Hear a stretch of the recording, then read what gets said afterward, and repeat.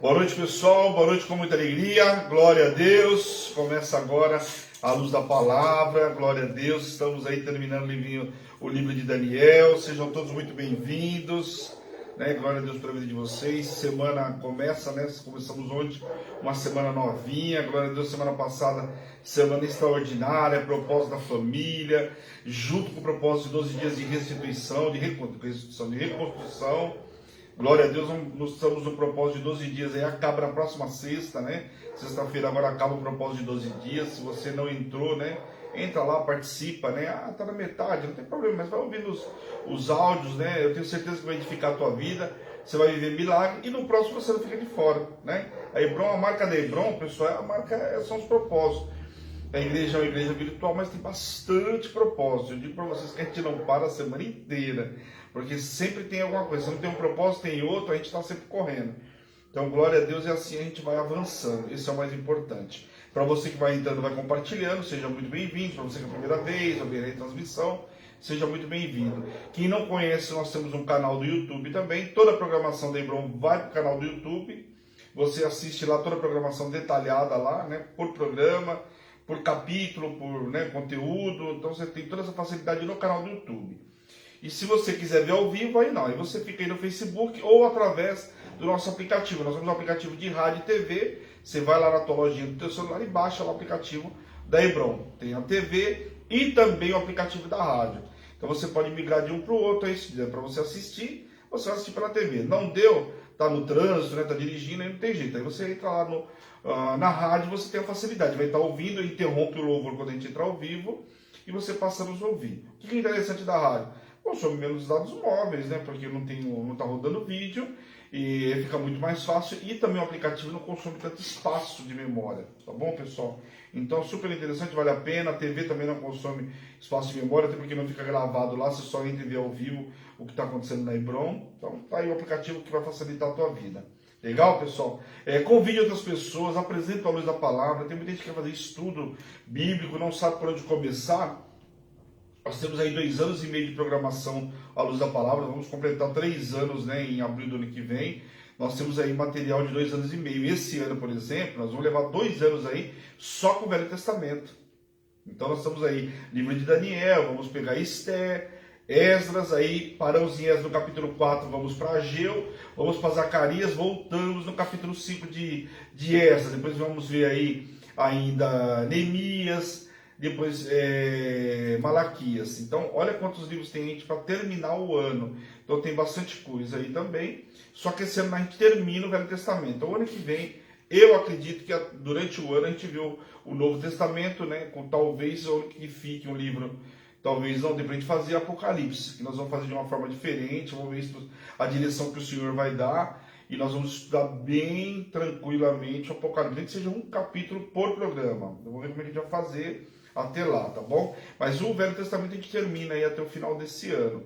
Então, todo o conteúdo que a pessoa tiver dúvida, tem material aí. E é muito mais prático, porque a gente vai fazer o resumo, aquilo que às vezes é difícil de você entender, já tem o resumo diretamente aí no canal do YouTube. Então, facilita você entrar lá, divulguem para quem quer aprender. Quem puder ver ao vivo, será muito bem-vindo. Toda segunda e quarta, nós temos um encontro marcado às 7 horas da noite. Amém? Das 7 às 8, rapidinho, uma hora passa rápido.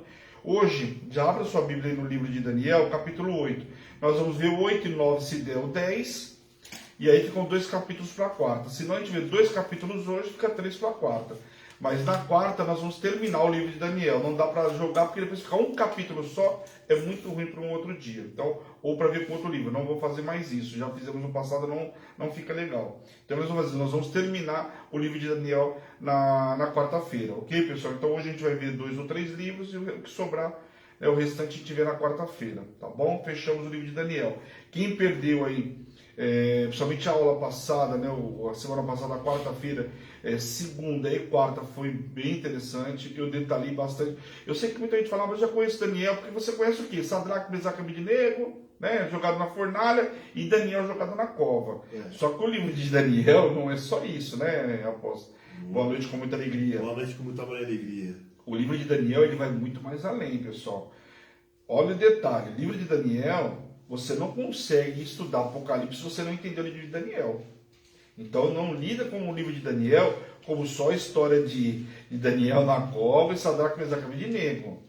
O que você tem que entender é o seguinte: às vezes, eu sei que o livro de Daniel não é um livro, uma leitura, tirando isso, não é uma leitura fácil. Por quê? Primeiro, hoje nós vamos falar de algumas revelações. Os animais, só para vocês entenderem, as revelações, se você falar, mas um animal parece um animal difícil. Gente, nós não podemos esquecer que para Daniel, quando tinha a revelação dos sonhos, presta atenção nisso, porque isso é importante, tá? Eu sempre, quando eu vou dar um conteúdo diferenciado, eu falo para você, presta atenção no que eu vou falar agora. Esses animais, quando Daniel olhava nas paredes da Babilônia, né, muitos dos animais eram semelhantes lá. Então o povo entendia o que estava falando. Porque você falar com um animal que tem a pata da frente de um jeito, a pata traseira de outro, para a gente nos dias de hoje, é um animal que não existe. Mas naquela época era muito mais fácil de entender. Porque muitos animais, inclusive, falavam contra as autoridades espirituais que eles cultuavam naquela época. Tá? Diz que um dos templos, inclusive na Babilônia, que tinha lá, do lado de fora as paredes eram todas revestidas com esses animais. Então, isso que eu estou falando para vocês, eu falei, inclusive falei na semana passada, expliquei bem sobre Belsazar, sobre Nabonido, que foi um rei que não aparece muito nas escrituras, mas acharam, né, escritas, né, naquela época tinha escritas, não só tijolos, papiro, enfim, tinha diversas formas. Então existe, quando saiu as primeiras informações sobre um rei que não estava escrito, muitos se indagavam, porque Belsazar teria erro na Bíblia. Lógico que a Bíblia não tem erro, gente.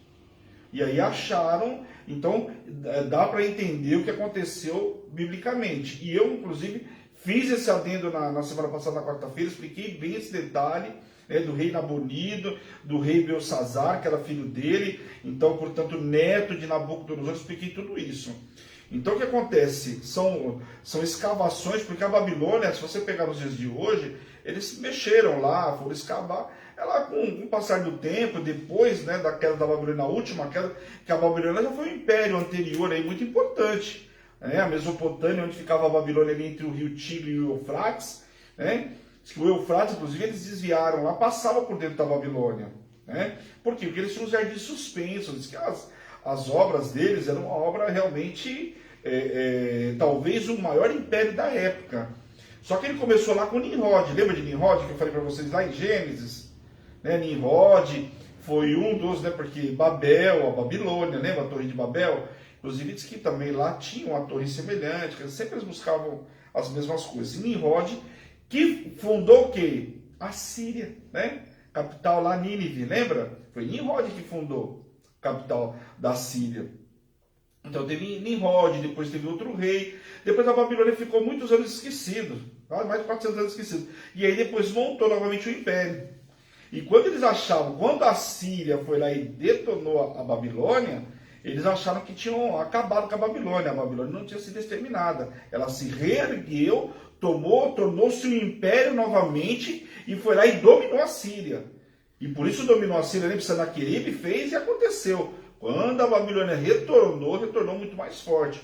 E aí foi lá, detonou a Síria, detonou o Egito e tornou aquele império que foi. Tanto que levou o povo de Judá cativo. Estão lembrados? Então tudo isso, muitas das coisas, pessoal, tem estudos. Por quê? Porque são escavações, acharam lá. Tem várias pedras, inclusive tem eu não lembro agora o lugar, que fizeram boa parte das pedras que estão no chão, que vai para a torre principal lá desse lugar que montaram, boa parte foi das pedras que tiraram das escavações. Só que depois a areia cobriu boa parte de tudo isso, tá? Mas só para vocês entenderem. Então a Babilônia, por exemplo, eu comento de vez em quando com vocês que tinham muros, né, que os muros de Jerusalém, eu comentei hoje, esses dias sobre o tamanho da Babilônia, eu já falei para vocês, os estudos mostram que tinham mais de 100 metros de altura.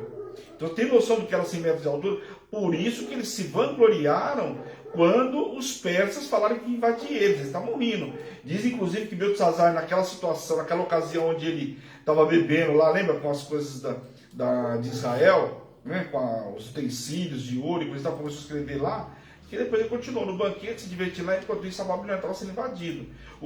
Isso eu já ensinei para vocês, mas eu vou repetir rapidinho. O que os persas fizeram? Desviaram o curso do rio, porque entrava água dentro da Babilônia. Só que quando você pegava os muros, tinha grade lá, né? Então a grade ela descia até um tanto da água, não tinha equipamento para mergulhar e passar por lá, né? O que aconteceu? Eles desviaram o curso, a água secou, dizem os estudos, aí já os estudos falam que tinha um infiltrado lá dentro que ajudou a abrir os portões, mas que nisso passou boa parte do pessoal por ali. Então, como eu falei para vocês que a Babilônia era grande, estava acontecendo lá no centro, lá no palácio, as festas lá com o rei, né, que ele fala, inclusive ali no capítulo 5, que ele foi morto, estava acontecendo lá e eles nem perceberam, e já estava sendo atacado pela Pérsia. Né? Então a Pérsia entrou lá e detonou. Então, quem tem que entender? Eu sei que algumas revelações aqui são difíceis, então a gente vai fazer estudo e vai trazer para você o que significa. Mas a grande maioria está falando de países, né, de impérios que iam cair. Os animais parecem, né, às vezes esquisitos para a gente fazer essa interpretação. Legal, pessoal? Tá bom? Então vamos lá no capítulo 8, para a gente avançar aí e terminar o livro de Daniel. Capítulo 8 fala sobre a visão sobre o carneiro e um bode. Aqui tem um detalhe, essa visão trata-se do Império Medo-Persa e da Grécia. Os dois impérios representados nas visões do capítulo 2 e também do 7. Ela tem forte correspondência com a visão do capítulo 7 e também do capítulo 11. Então você vê que os animais têm muita correlação. Porque está falando dos impérios que iriam cair, que iam suceder, né, dali para frente. Lembra quando Nabucodonosor mostrava lá a estátua dele? Olha, depois aqui ouro, prata, bronze, coisa e tal. E depois lá no final do pé, ia mostrando que cada império ia perdendo a sua importância. O que Deus mostrou para Nabucodonosor, deixou claro que ele não era soberano. Tanto que ele já tinha visto, que ele viu com o Daniel, mas um belo do dia ele acorda, olha lá, lembra e fala assim, isso aqui tudo, olha o império que eu construí, meu império que eu construí, coisa e tal. E foi justamente nesse dia que ele passou a andar como animal por 7 anos, lembram? Que ali Deus mostrou a soberania de Deus. E aí quando ele volta completamente diferente, né? Reconhecendo a soberania de Deus. Ele precisou passar por tudo isso, né? E depois você vê o neto dele aí pela mesma situação. Vamos ler o versículo então 1 e 2 aí. No ano terceiro do reinado do rei Belsazar, eu, Daniel, tinha uma visão depois daquela que eu tivera a princípio. Então veja que ele teve outra visão. O Senhor vai dando algumas visões para ele. Quando a visão me veio, pareceu-me estar eu na cidadela de Suzã. Lembra da Suzã? Que era a capital usada lá pela Babilônia? Aí quando a gente vê Esther, né, vamos ver Neemias, lembra? Vamos lá. Que é a província de Elã. E vi que estavam junto ao rio Ulai. Então vamos entender um pouco aqui. Como nós já vimos no livro de Daniel, não segue uma cronologia. Lembra que eu falei com vocês na quarta-feira passada? Por quê? Porque aqui, lá estava mostrando que o rei morreu, e aqui está mostrando ele novamente. Não tem uma cronologia com relação ao livro de Daniel. Então ele vai contando as coisas. O que estava preocupado, talvez, eu entendo, a gente tem que entender. Alguns são preocupados em relatar os fatos, não na ordem. Mas às vezes você não vê o negócio na sua cabeça e fala, eu vou escrever rápido para não esquecer. Talvez Daniel tenha isso dessa mesma forma. Se você pegar os 4 evangelistas do Novo Testamento, você vai ver que as histórias são muito parecidas, mas narradas de uma ótica completamente diferente. Por quê? Um porque pegou informação de outro, de 2, 3, outro porque foi ele que estava lá, um é mais sucinto, um é mais detalhista. Então tem tudo isso, tá, pessoal? Então precisa ficar claro, né? Não tem uma cronologia. Tanto que aqui, novamente, ele fala do rei Belsazar, no terceiro ano, ou seja, 2 anos depois do capítulo 7. Primeiro ano, então, de Belsazar. Né? Belsazar, lembrando, filho de Nabonido, que foi rei corregente. Tanto que eu expliquei para vocês que ele, quando Daniel revela, ele dá a terceira posição para Daniel. Por que a terceira posição? Que a primeira era de Nabonido, pai dele que estava na Arábia. Tem estudos que falam que ele foi para a guerra, tem estudos que falam que ele foi lá buscar parte espiritual, entender mais, né? De parte espiritual, logicamente não de Deus, né? Mas de outros deuses. Né? Mas que então, por conta disso, ele era corregente, filho, então só podia dar posição para Daniel, terceiro. Outro fator importante, eu queria que vocês entendessem, às vezes não sou estranho para você, por que a Babilônia dá um poder tão grande para o estrangeiro? Não parece estranho? Não sou estranho? Só quando você vai buscar estudos, o que dá a entender? O que os estudos mostram? Que para o rei, por exemplo, você pega o rei Nabucodonosor, para ele era muito mais fácil confiar uma posição de destaque para um estrangeiro onde ele não corria risco, para um cara só Daniel, por exemplo. O que Daniel ia fazer sozinho? Ia fazer um motim? Não tinha como fazer. Estava todo mundo lá. Do que ele dá para alguém que poderia facilmente, né, corromper e manipular ou até mesmo tentar roubar o próprio trono. Então era um estrangeiro, um camarada só, Daniel. Agora, a gente viu que quantas vezes quantos decretos fizeram para tentar parar a obra de Jerusalém? Quantas pessoas tinham interessada, né, em toda a obra? Então nós precisamos entender que tinha uma lógica para eles. Eles tinham muito mais interesse em colocar uma posição dessa e dar para o estrangeiro fazer excepcionalmente porque temia, do que dar para um camarada que fosse próprio da Babilônia, ou igual a eles conhecia muito bem. Amém? Suzã ficava ao leste da Babilônia. Ulai era um canal artificial localizado bem próximo de Suzã, que era a capital de Elam. O Império Medo-Persa é considerado carneiro pelos reis que se inclinaram em favor dos judeus. Por que se inclinaram em favor dos judeus? Lembra que lá em Isaías, inclusive, o Senhor fala, olha, Ciro, meu ungido, tá lá. Por quê? Porque Deus levantou a Ciro para libertar o povo. Então fala aqui que eles seriam porque eles se inclinaram diante do povo judeu, obedecendo aquilo que Deus colocou no coração do rei para fazer, evidentemente, tá?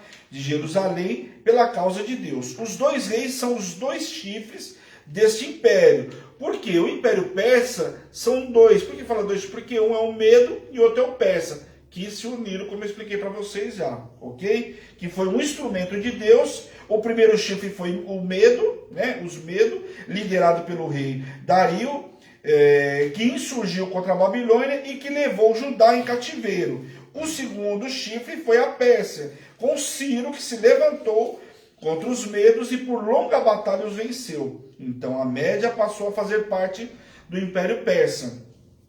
Ciro era o chifre mais alto, pois seu poder de expansão foi muito grande, alcançando a condição de superior ao seu antecessor, tomando vasto o seu império. Então cada vez tornando o seu império maior, tanto que dominou os Medos.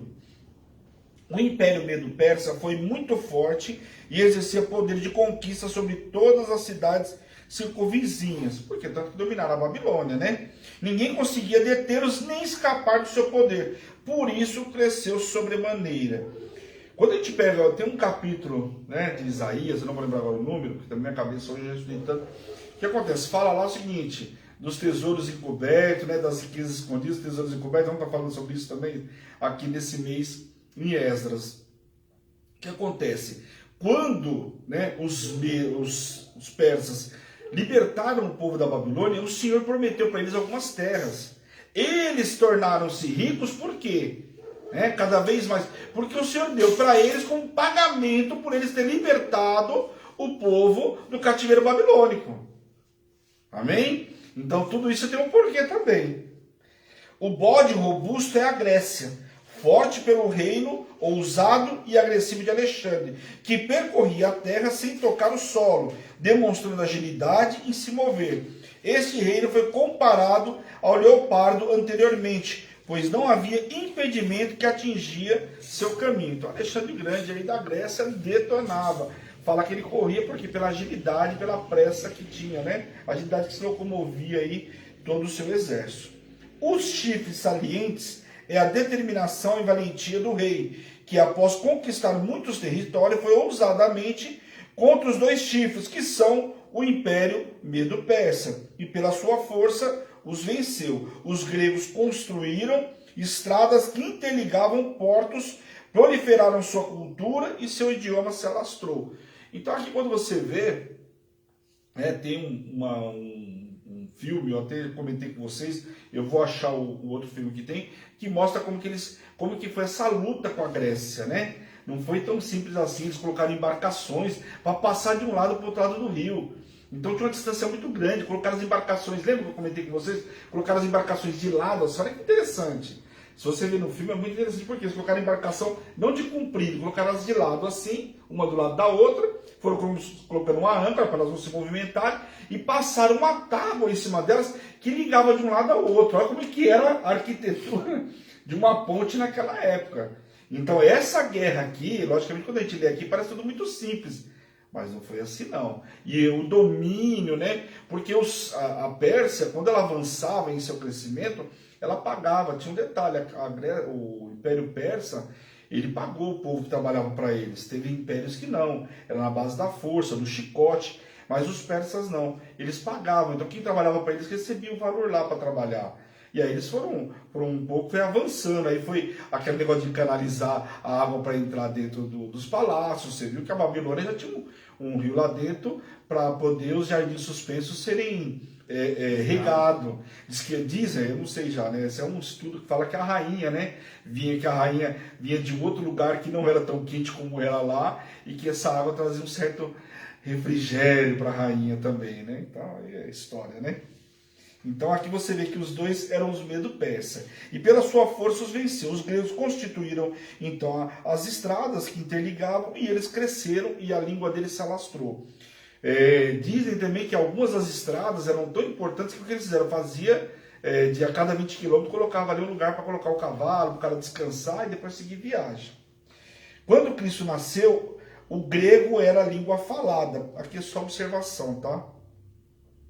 Quando Cristo nasceu, o grego era uma língua falada, praticamente no mundo inteiro. E a própria Bíblia relata este período como a plenitude dos tempos, já que o ambiente em toda situação estava preparado para a expansão do Evangelho pelo mundo. Depois da morte de Alexandre o Grande, o chifre quebrou-se, e sem sucessor preparado, quem o substituiu são os 4 chifres que aparecem na revelação no sonho. 4 generais que se entronizaram como reis. Aí aparece um Cassandro da Macedônia, Lisimaco da Ásia Menor e Seleuco da Síria e Ptolomeu do Egito. Então começaram a dominar. Quando o Alexandre Grande morreu, aí 4 generais foram disputando ali, né, e assumindo a liderança. Esse chifre pequeno que sai da Grécia é Antíoco IV Epifânio, rei da dinastia Seleucida, que governou a Síria entre 175 e 164 a.C. Estamos chegando já mais próximo, né, dali de Cristo. Depois ali em Roma ainda, calma aí, tem coisa. Que foi o 8º governador que reinou e se levantou contra a Grécia. Ele se levantou contra o sul do Egito e perseguiu diretamente os judeus na terra formosa, que é Israel. Ele despojou do templo todos os utensílios valiosos, proibiu os judeus de sacrificarem no templo, matou centenas de judeus, construiu outro altar no templo e ali ordenou que sacrificassem porcos, profanando a forma terrível do santuário. Lembrando que os porcos, você pega lá na lei Levíticos, né? Você vai lendo lá, os porcos eram um animal condenado. O Novo Testamento fala sobre uma coisa, não vou entrar no detalhe hoje, quando chegar lá a gente fala. Mas lá o que aconteceu? Era um animal condenado. Então, quer dizer, profanaram levando porcos, né, para ser sacrificados lá dentro. Presta atenção. Impuro, né? Era considerado animal impuro. Aí tinha a questão da pata fendida, que não mastigava, né, remoía, né, o alimento, né? Então tem tudo isso que a gente viu lá atrás. Ele ainda obrigava os judeus a renunciarem o culto ao Deus verdadeiro e a cultuar os seus deuses, proibindo-os de circuncidarem-se e de lerem a palavra. Então, quer dizer, proibiu os judeus da circuncisão, que acontecia ao 8º dia, lembra? A criança nascida no 8º dia circuncidava, eles proibiram o templo, profanaram o templo e proibiram que fosse lida a palavra. Muitos cederam por temor, mas aqueles que tinham formação e estrutura espiritual recusaram tais práticas e eram mortos depois de serem atormentados e torturados e, por fim, crucificados. Então, quem resistia não era fácil aí, né? E ele foi uma tipologia do anticristo, que é o pequeno chifre que se levantara contra os cristãos do mundo, que aparece lá em Daniel capítulo 7. Aí você vê que ele representa de fato o anticristo, porque fala em Apocalipse da vinda, né? Que Satanás vai dominar por um período, que vai perseguir os cristãos para que os cristãos neguem a Cristo. Nós vamos ver lá, né? Também não vou entrar muito no detalhe aí. Então, você vê que por isso que ele tipifica o anticristo. Ele agiu por um período de tempo contra os judeus somente e prosperou em tudo que tentava fazer. Sem Deus e ninguém impediram, porém morreu na sua época de morte natural. Quer dizer, cresceu, fez o que fez, Deus não o impediu, homem nenhum conseguiu impedir ele, somente Deus, né? O chifre em Daniel 7, que é o anticristo, virá e agirá da mesma forma contra todo aquele que quiser ser seguidor de Cristo, durante o período conhecido como tribulação, que acontecerá após o arrebatamento da igreja, como eu disse lá em Apocalipse, tá? A descrição 2.300 tardes e manhãs refere-se ao tempo entre a profanação do templo por Antíoco. Os sacrifícios eram oferecidos 2 vezes ao dia, às 9 da manhã e às 3 da tarde. 2.300 abrange o período de perseguição de 171 a 165 a.C., ok? Vamos ler o versículo 15 ao 17 aí.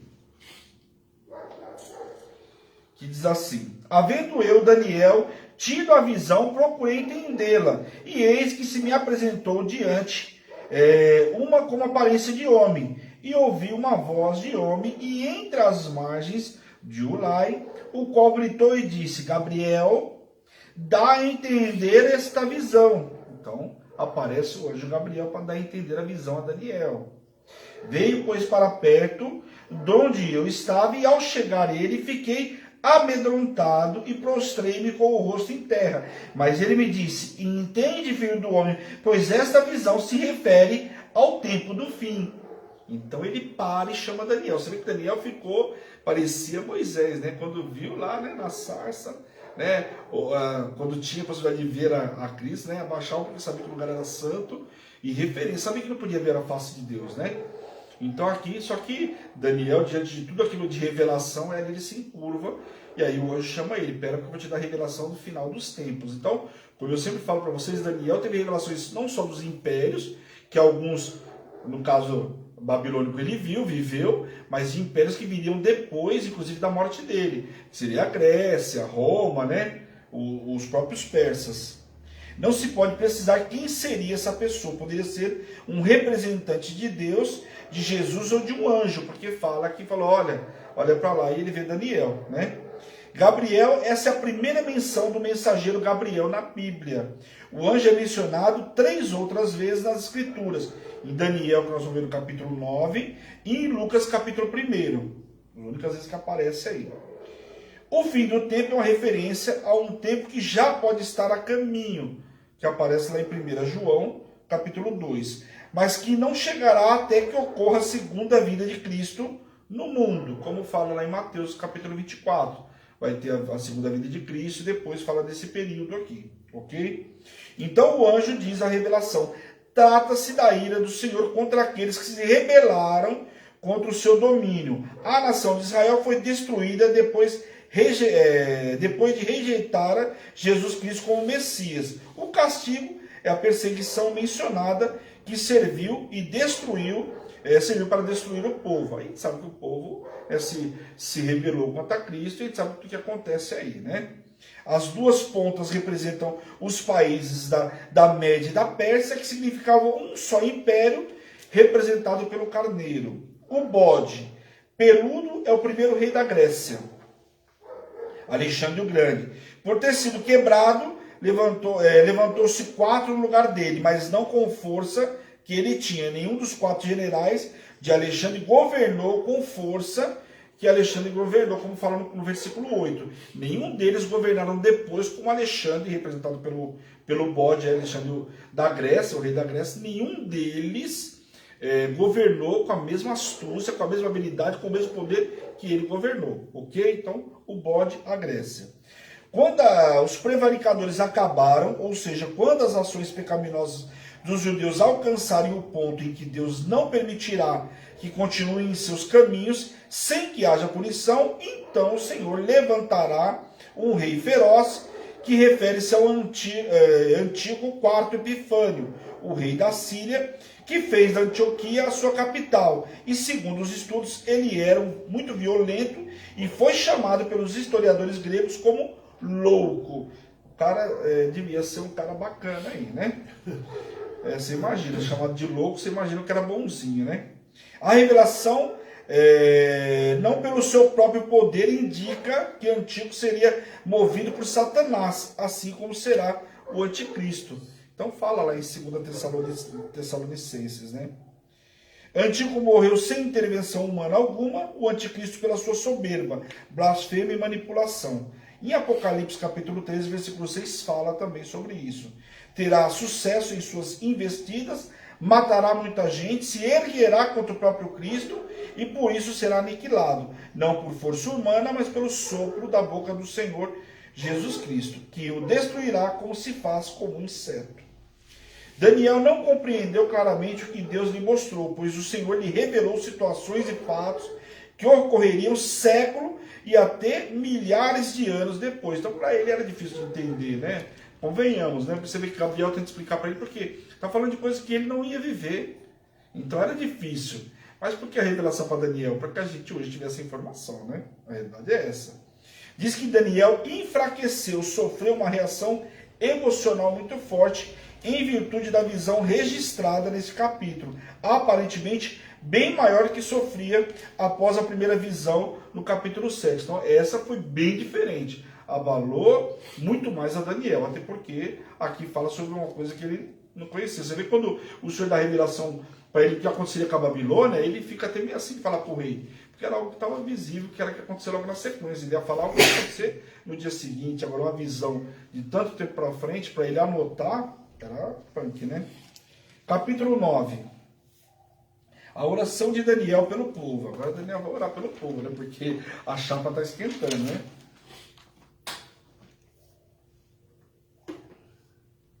Vamos ler do versículo 1 até o 3. No primeiro ano de Dario, filho de Assuero, da linhagem dos Medos, o qual foi constituído rei sobre o reino dos caldeus. Caldeus que é? Os babilônicos, tá?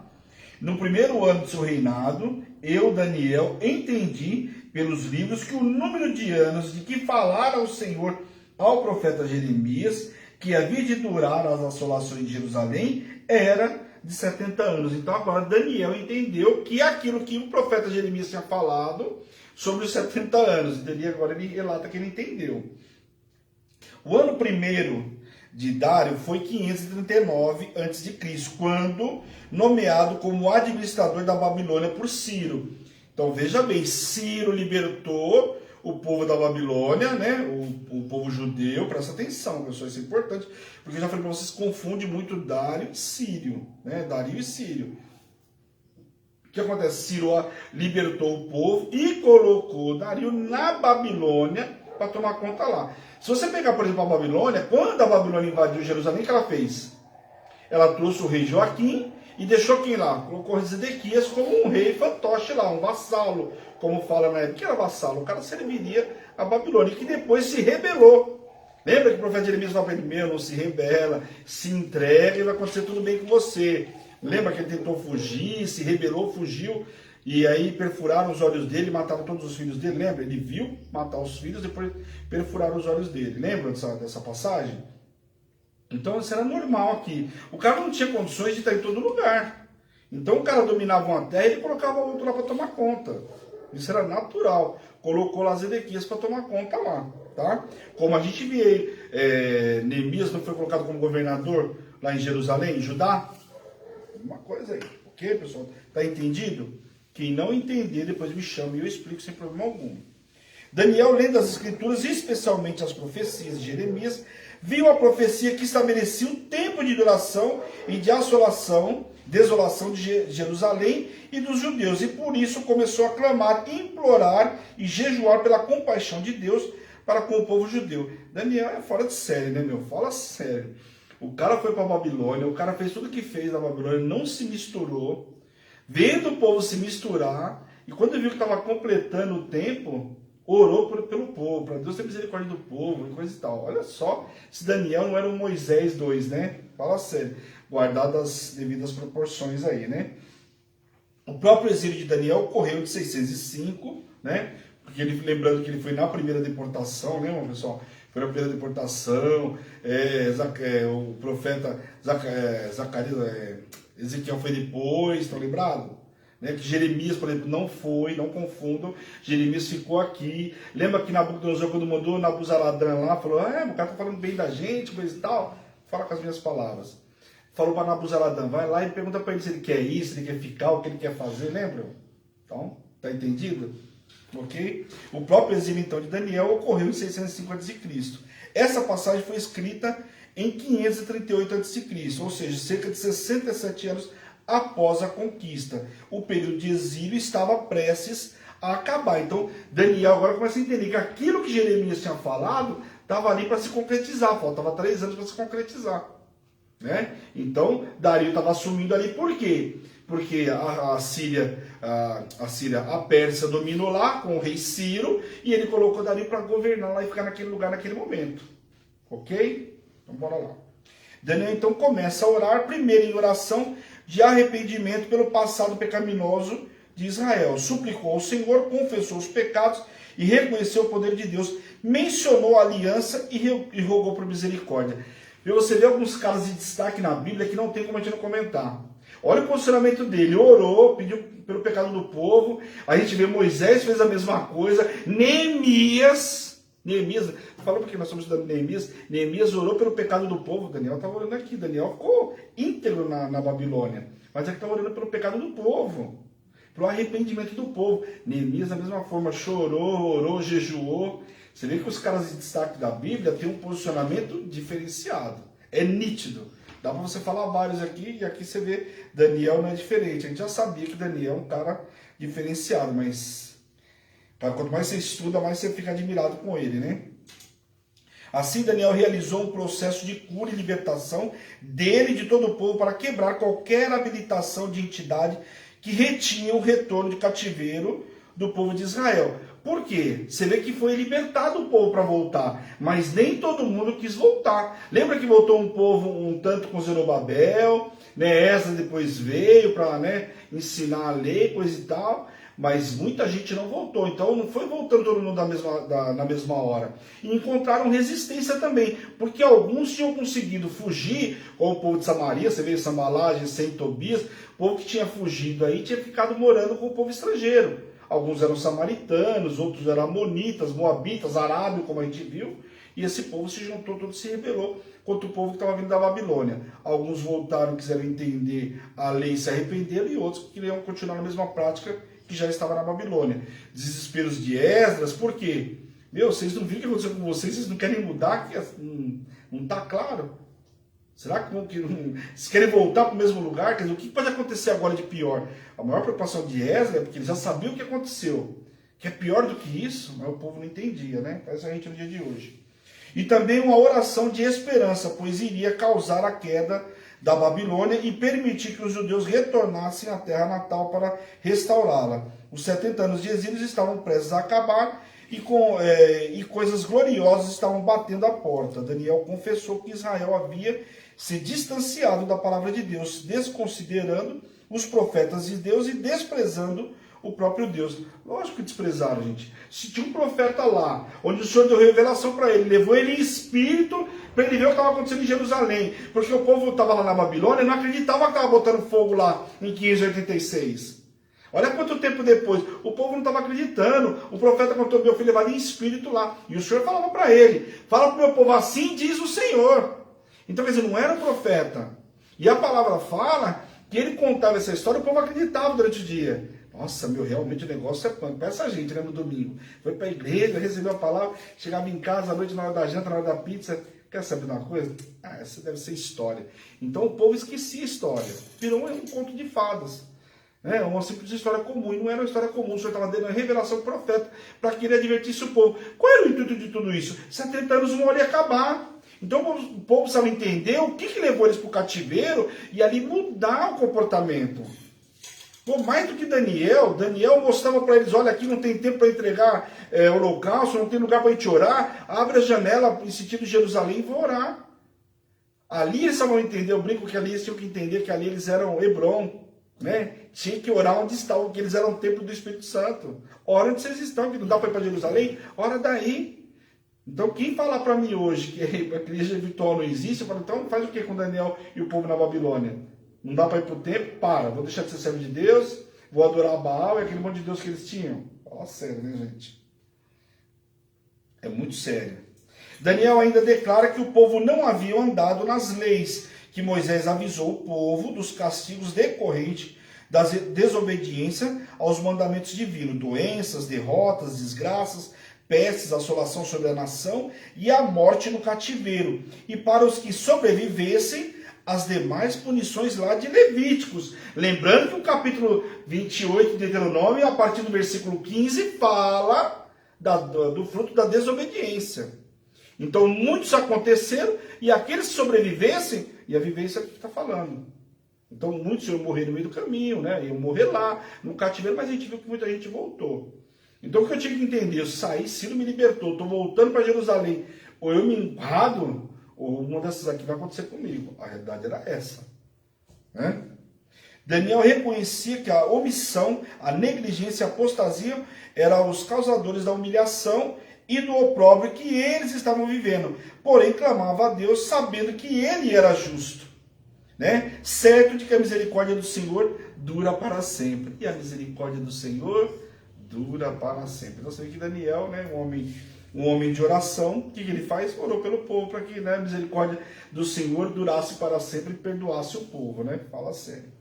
Ele lembra ainda que o Senhor tirasse o povo da terra do Egito. Aqui Daniel refletiu sobre o maior evento redentor da história de Israel, que é o êxodo, né, do Egito.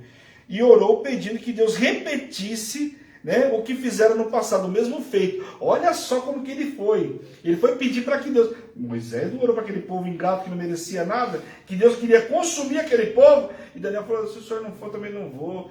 Tenha misericórdia com esse povo. E agora o que Daniel está pedindo? Para repetir o mesmo feito. O senhor não perdoa aquele povo? Perdoa esse aqui também. Né? Você não perdoa.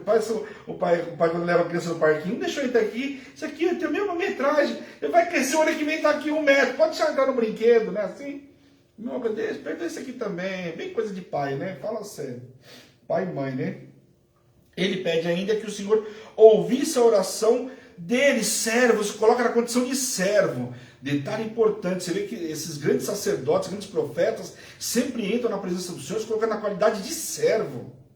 Né? Por que Cristo fala que ele veio como servo? Né? Veio para servir e não ser servido. Você vê que todos os profetas fizeram a mesma coisa. Se colocaram, entram na presença do Senhor, colocando na condição de servo. Ele fala sobre o santuário, fazendo uma referência ao templo de Salomão, que se encontrava em ruínas desde 586, quando botaram fogo lá. Daniel diz que não se retardes, Senhor, não se retardes em socorrer o povo, né? Porque ele sabia que todas as promessas de Deus, sem sombra de dúvida, não haviam ainda acontecido. Tampouco as suas bênçãos concedidas ao povo reunido e restaurado. Então ele sabia que também tinha muitas bênçãos para vir. Ele está clamando para perdoar e liberar as bênçãos. Essa é a realidade, né? Profecia das 70 semanas. O clamor de Daniel pelo seu povo, que viveu em tanto pecado, teve resposta e esclarecimento divino.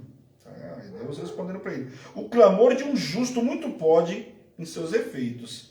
Desde o primeiro instante que ele se determinou a clamar, Deus ouviu e enviou-lhe uma confirmação.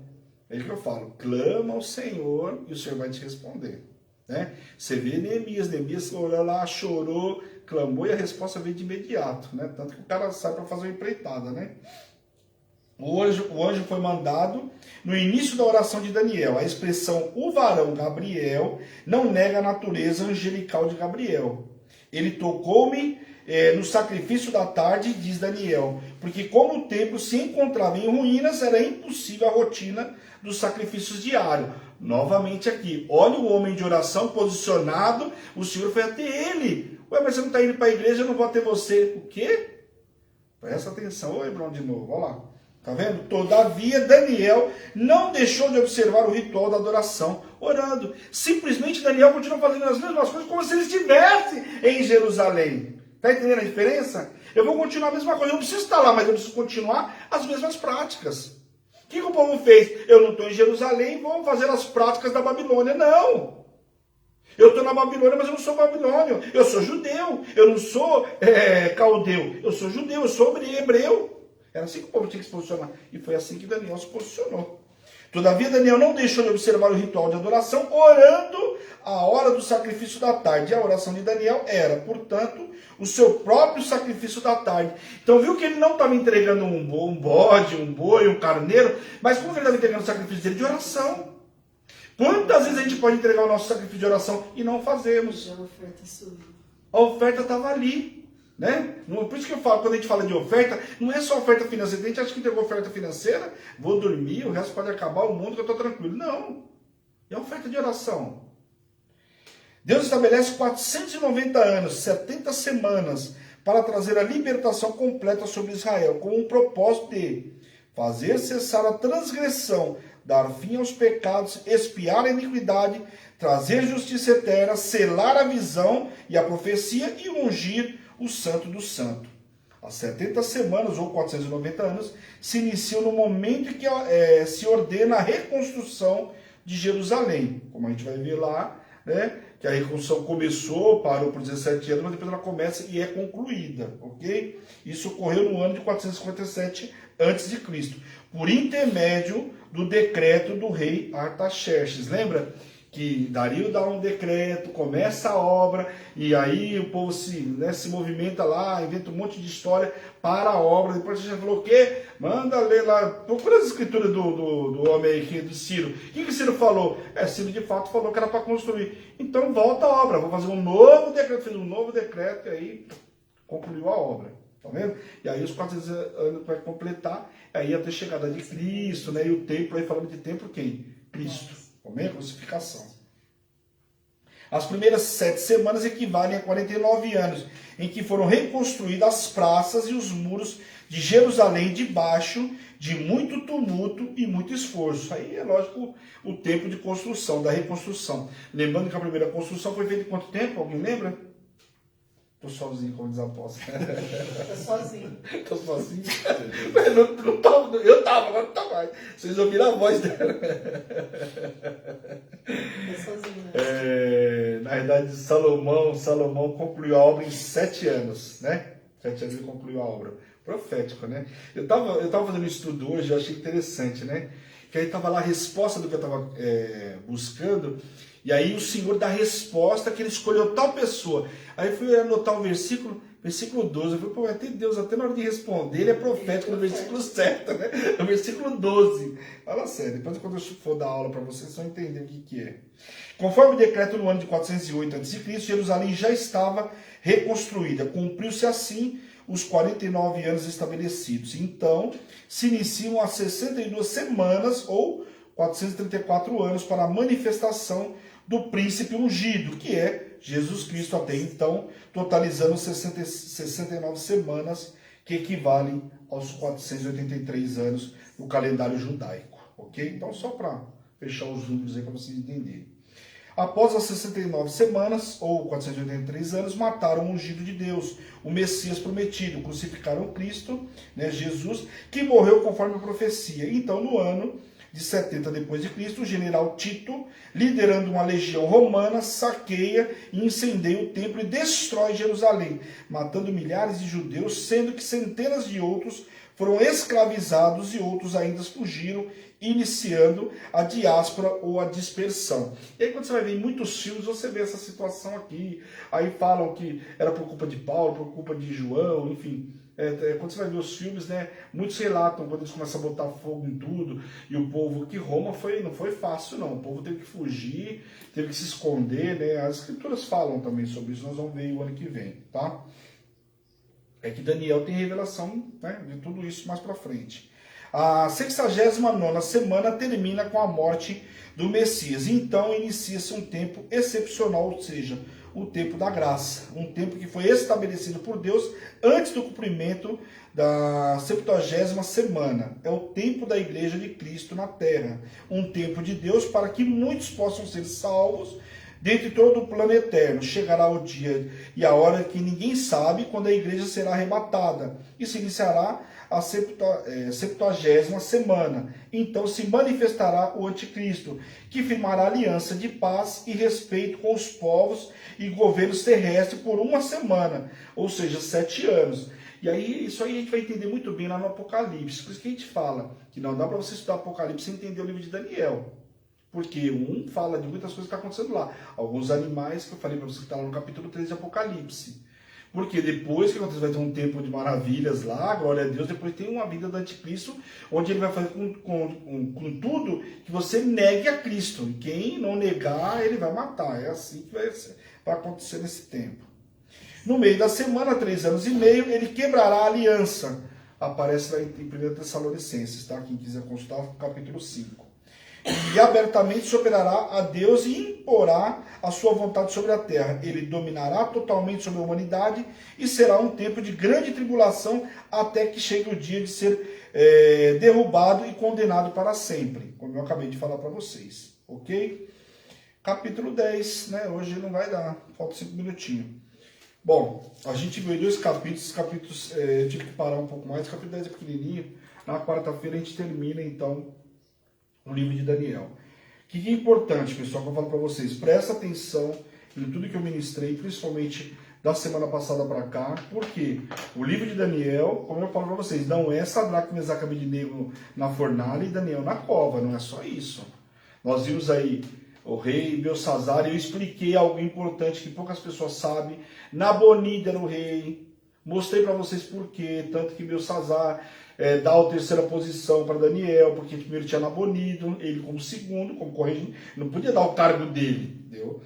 Tinha o pai dele, deu o próximo cargo depois dele, que era o quê? O que foi para Daniel. Então eu expliquei para vocês, mostrei que isso acontecia. No livro de Daniel também aparece como corregente, deu outras informações para vocês importantes. Olha, quando fala pai, várias vezes a gente vai falar como era seu pai Davi. Davi não era o pai dele, mas era da hierarquia, já estava na 4ª, 5ª, 6ª geração. Mas quando falava que o cara foi bem, falava como seu pai Davi, fez, tudo era reto, conforme seu pai Davi. Mas não era o pai dele. Efraim é falado várias vezes, já mencionei isso para vocês também. Vou aproveitar os 5 minutos aí. Fala de Efraim, o seu pai Efraim. Efraim não era pai de todo mundo. Mas quando dividiu as tribos, os reinos, né? Que ficou 10 tribos para cá e 2 para lá, quem que foi o governante, o primeiro rei de Israel, quando separou Israel de Judá? Foi justamente Jeroboão. Jeroboão era de quem? Da tribo de Efraim. Por isso que fala também de seu pai Efraim. Então você vai ver muito nas escrituras isso aí. Tá, pessoal? Falei sobre os impérios hoje, dei mais uma recapitulada importante. A Senaqueribe fez o que fez. Senaqueribe achou que tinha invalidado a Babilônia. A Babilônia já tinha sido o império lá na época de Nimrod. Lembra de Nimrod? Quando teve a capital Nínive, a Síria, a Torre de Babel. Naquela época a Babilônia era, né, um império muito forte. Se você pegar todos os estudos, vai mostrar que era um império muito forte. Depois passou 400 anos sem ser significativo, né? Sem ser assim um império grande. Aí Senaqueribe foi lá e venceu a Babilônia, achou que tinha matado todo mundo, saiu vitorioso, coisa e tal. A Babilônia estava só esperando para dar o golpe novamente. Se reergueu, tornou-se maior, foi lá, acabou com a Síria. A Síria foi tentar invadir lá, os muros deles com 100 metros. Meu, você tem noção do que eram os muros da Babilônia, gente? Eram 100 metros de altura. 100 metros de altura. Falei para vocês os muros de Jerusalém aí, que Neemias está reconstruindo, com 12 metros. Tem noção do que era 100 metros de altura? Passava carruagens lá em cima. Né? Como que a Síria, né? A Bíblia não relata no detalhe, mas eu já contei para vocês. É importante você conhecer a história. Como é que a Síria invade a Babilônia? Eles mudam o curso do rio Eufrates. Que a Mesopotâmia, onde ficava a Babilônia, era ali, era a divisa dos 2 rios, o Tigre e o Eufrates. Só que acontece, para os jardins suspensos, era o quê? Como que o rio passasse por dentro da Babilônia para poder os jardins suspensos serem, né, vistos, notados e coisa e tal. Então acontece, eles fecharam, desviaram o curso do rio, a água baixou. Diz alguns estudos que tinha já um infiltrado lá dentro, muito provavelmente, dentro da Babilônia, que abriu os portões e o resto do povo passou o quê? Abaixou a água, não tinha roupa de mergulho para o cara mergulhar e passar por lá de dentro. O que ele fez? Na hora que baixou o rio, eles entraram e invadiram. E Belsazar estava lá comemorando com o quê? Com os utensílios de ouro da casa do Senhor. O que aconteceu? Foi morto lá. Né? Continuava, porque festa naquela época não era um dia, só 2 dias. Você vê que Daniel revelou para ele, quando ele ficou com medo, mas continuou a festa. Né? E aí o que acontece? A Síria, os persas invadiram lá e aí dominaram. A Babilônia era tão grande que deveria ter mais ou menos, segundo os estudos, 200 mil habitantes. Então não era uma cidade pequena. Então diz que quando eles estavam festejando lá no meio, lá no final, lá ninguém estava sabendo o que estava acontecendo aqui na ponta.